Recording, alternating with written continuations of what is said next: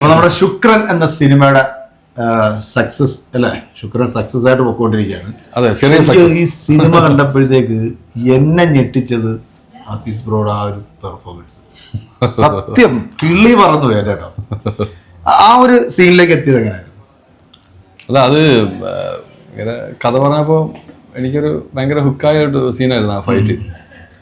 അപ്പോൾ അത് യഥാർത്ഥത്തിൽ ഞാനും വിവിനുമാണ് അവിടെ ഫൈറ്റ് ചെയ്യേണ്ടത്. അപ്പോൾ എൻ്റെ ബിഗിനിങ്ങിലെ എൻ്റെ ക്യാരക്ടർ ഒരു തല്ലുകൊള്ളി പോലത്തെ ഒരു ക്യാരക്ടർ, അങ്ങനത്തെ ഒരു ക്യാരക്ടറാണ് എൻ്റെ അടുത്ത് വന്നത്.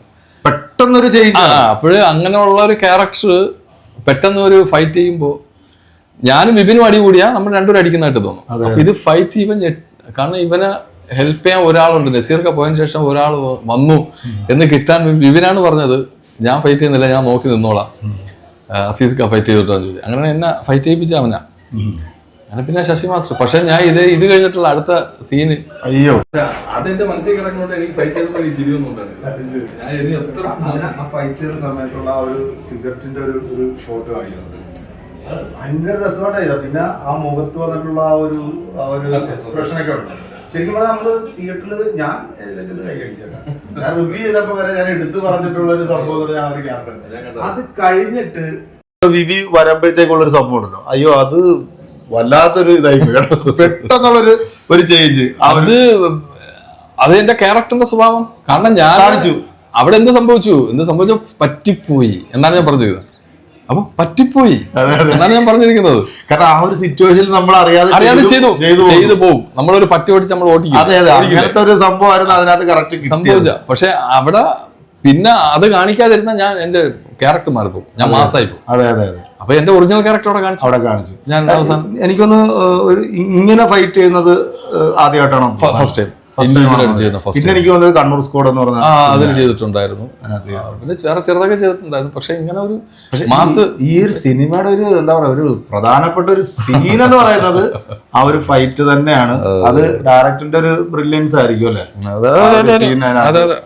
പക്ഷെ നല്ല ഷോട്ടായിരുന്നു അതിന്റെ ഓരോ സീനും ഫൈറ്റ് ചെയ്യുന്നതിന്റെ രീതിയില്. മാഫിയ ശശിയായിരുന്നല്ലോ. ശശിയേട്ടൻ എന്താ പറഞ്ഞത്? ശശിയേട്ടൻ എന്തായാലും വിളിച്ചായിരുന്നു. പുള്ളി ഭയങ്കര ഹാപ്പി ആയി. കാരണം പുള്ളിയെ വിളിച്ചിട്ട് ആരൊക്കെ നന്ദി പറഞ്ഞു നമ്മളെ ഇതിലുള്ളവരെ. അപ്പൊ പുള്ളി പറഞ്ഞ അത്രയ്ക്ക് ഭംഗിയുണ്ട്. അങ്ങനെ എന്നെ വിളിച്ചു പുള്ളി. പിന്നെ നമുക്ക് ശശി മാസ്റ്ററിന്റെ ഏറ്റവും വലിയ പ്രത്യേകത എന്ന് പറഞ്ഞാൽ ഇപ്പൊ വ്യക്തികൾ, ഇപ്പൊ ലാലേട്ടനാണെങ്കിൽ ലാലേട്ടനനുസരിച്ചുള്ള സാധനം കൊടുക്കും. ഇപ്പൊ നമ്മളാണെങ്കിൽ നമുക്ക് അനുസരിച്ചുള്ള തരും. നമുക്ക് അനുസരിച്ച് ഇവര് പറഞ്ഞു 1 മാസം ആയിക്കോളാം പറഞ്ഞു. അപ്പം ഞാൻ പറഞ്ഞു എന്നെ അറിയാലോ, അത്രയുള്ള മാസങ്ങൾ മതി, നമുക്ക് പിടിക്കാം. പക്ഷെ ഒരു കാര്യം കേട്ടോ, പ്രേക്ഷകരോട് പറയാതിരിക്കാൻ നിർത്തിയില്ല. ഏത് സീൻ കൊടുത്താലും നിങ്ങൾ കിടുവായിട്ട് പെർഫോം ചെയ്യുമെന്നുള്ള ഒരു 4 സിനിമകൾ അങ്ങോട്ട് തെളിയിച്ചിട്ടുണ്ട്. സ്കോഡാണെങ്കിലും കൊള്ളാം, അവസാനം വന്നിട്ടുള്ള ശുക്രനാണെങ്കിലും. ഇതിന്റെ ഇടക്ക് ഒരു സിനിമ പെട്ടെന്ന് ഞാൻ ഓർക്കുന്നില്ല, ഒരു ഷവോടൊക്കെ ആയിട്ട് ബന്ധപ്പെട്ടിരിക്കുന്നത് ദർശന സമയം. അതിനകത്തൊക്കെ എന്നാ പെർഫോമൻസ്